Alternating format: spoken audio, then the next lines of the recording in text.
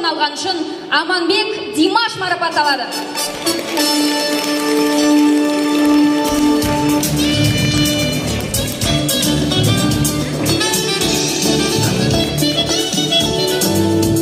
Алты жасқа дейінгі Так.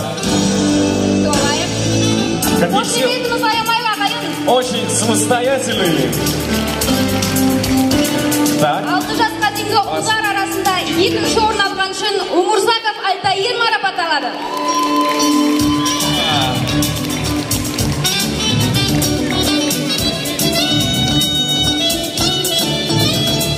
Енді алты жасқа дейінгі ұлдар арасында бірінші орын алған үшін Сайран Дінмұхаммед марапатталады.